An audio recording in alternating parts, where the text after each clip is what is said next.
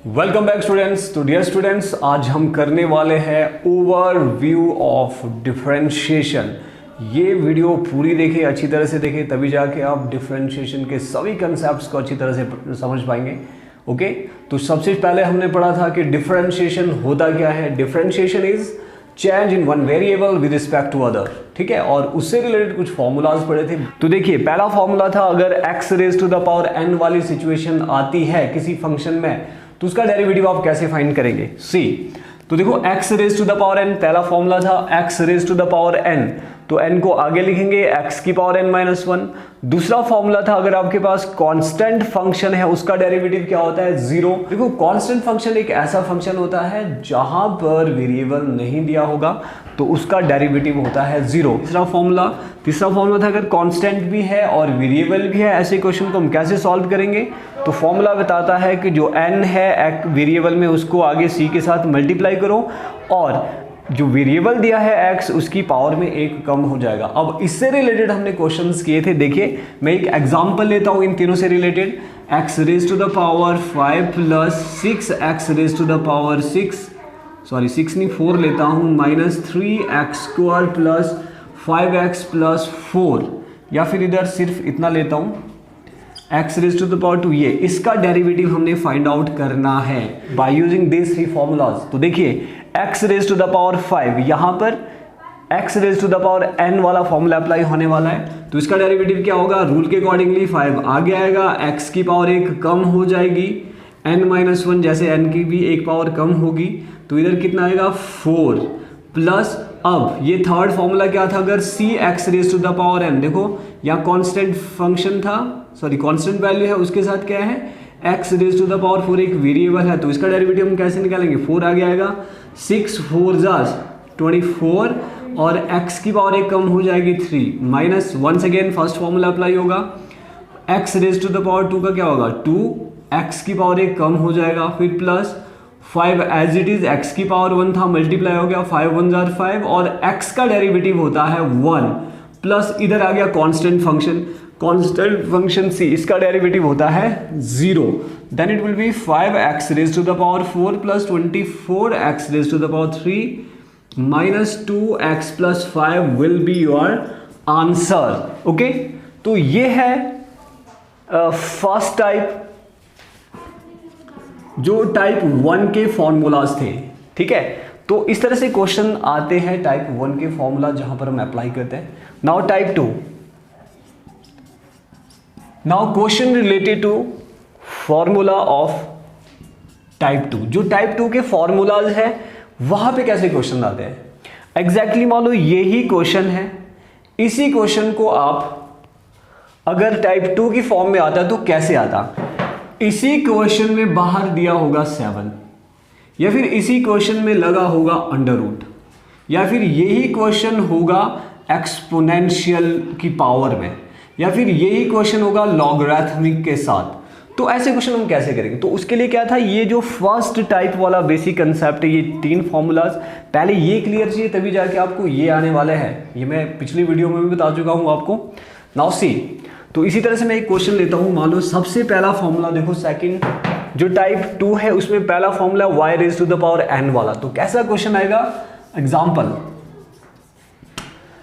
यहां पे क्वेश्चन आएगा, मान लो मैं छोटा सा ये एग्जाम्पल लूंगा, 2x cube minus 4x plus 1 की पावर 5, इसका डेरिवेटिव आप कैसे फाइंड आउट करोगे, बाय यूजिंग फर्स्ट फॉर्मूला। बड़ा सिंपल सा, देखो आपके पास जो ये पूरा है इसको y कंसीडर करके चलो, और इसका होल पावर इज 5, और पावर जो 5 है वो n है। तो ये फॉर्मूला जब आप अप्लाई करेंगे क्या बनने वाला है, तो रूल के अकॉर्डिंगली 5 आगे n आगे आएगा, और जो y है वो एज इट इज लिखो, y की पावर 1 कम करना है। अगर ये पूरा y है, इसको मैं एज इट इज लिखूंगा, क्या पहले 5 आगे लिखो, और जो ये y है इसको एज इट इज लिखना है, और इसकी पावर में 1 कम कर दो, 5 का 1 कम हो गया, 4 बन गया।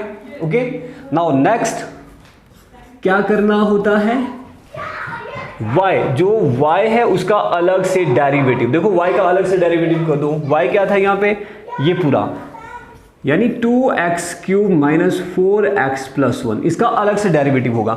इसका जब आप डेरिवेटिव करोगे एग्जैक्टली कैसे होगा, जैसा फर्स्ट टाइप में 3 फॉर्मूला, जैसे इससे पहले हमने एक क्वेश्चन किया था, ये लास्ट वाला पार्ट टाइप फर्स्ट में आएगा। तो देखो आगे वाला तो वही है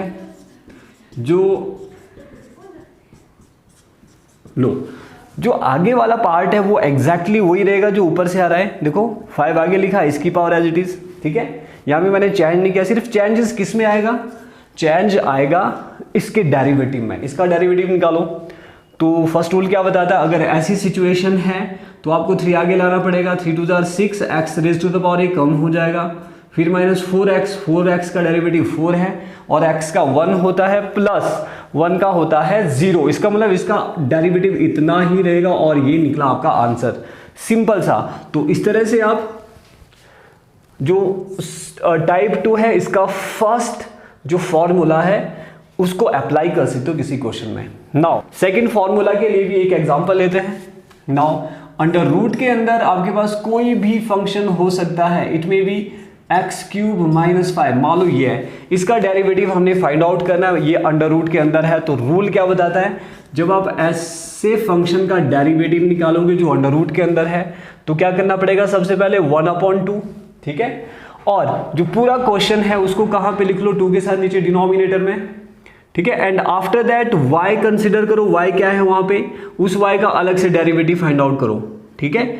जो y दिया होगा उसका आपने अलग से डेरिवेटिव फाइंड आउट करना। तो यहां पे y है ये, इसका अलग से डेरिवेटिव होगा। बाकी देखो कैसे करना है, 1/2 लिखा, फिर ये पूरे का पूरा क्वेश्चन नीचे लिखना है x³ - 5 डिनोमिनेटर में, एंड नाउ डेरिवेटिव ऑफ किसका, x³ - 5।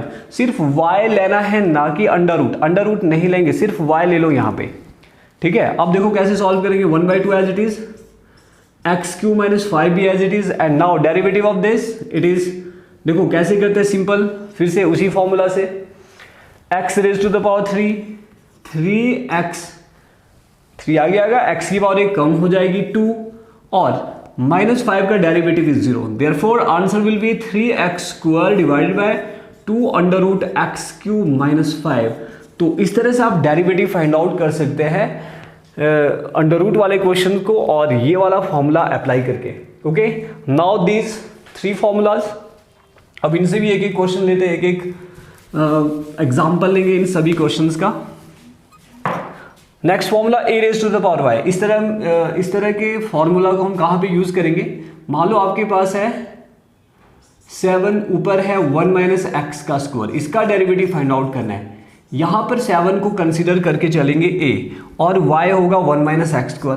तो कैसे डेरिवेटिव निकालेंगे, रूल के अकॉर्डिंगली पहले तो यही आता है answer, 7 1 - x² as it is,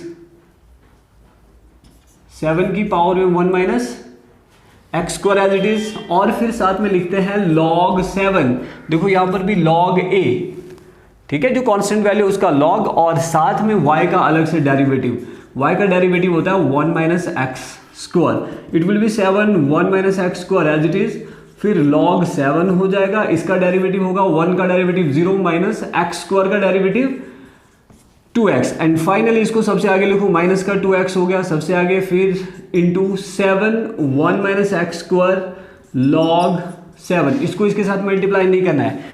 this will be the derivative of 7 raise to 1 - x²। तो ये है थर्ड फॉर्मूला से related question. Now fourth formula exponential से रिलेटेड है, ठीक है। ये बिल्कुल वैसा ही, अगर मैं 7 की जगह e लिख लेता हूं, e एक्सपोनेंशियल, इधर भी एक्सपोनेंशियल log e होता है 1 की इक्वल, ये लिखने की जरूरत नहीं है, आप इसको लीव कर देना। पहले क्या एक्सपोनेंशियल है 1 - e रेज़ टू 1 - x², ठीक है। e raise to the power y का जो डेरिवेटिव है वो होता है e raise to the power y dy/dx। तो यहां पर भी हमने क्या करना है, e raise to the power 1 - x² question है, तो पहले तो ये लिखेंगे, फिर डेरिवेटिव किसका फाइंड आउट करेंगे, 1 - x² का, ठीक है।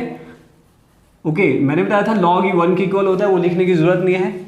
फिर यहां पर भी e raise to the power, ये तो एज इट इज रहेगा, इसका डेरिवेटिव आएगा, and finally what will be the answer, minus का 2x और साथ में e raise to the power 1 - x²। Clear. Exponential पहले एज इट इज लिखना है, फिर y की अलग से derivative, as it is y का अलग से डेरिवेटिव ये हुआ, फिर क्या करना है, इसको इसके साथ मल्टीप्लाई कर लो, and you will find the answer. Clear?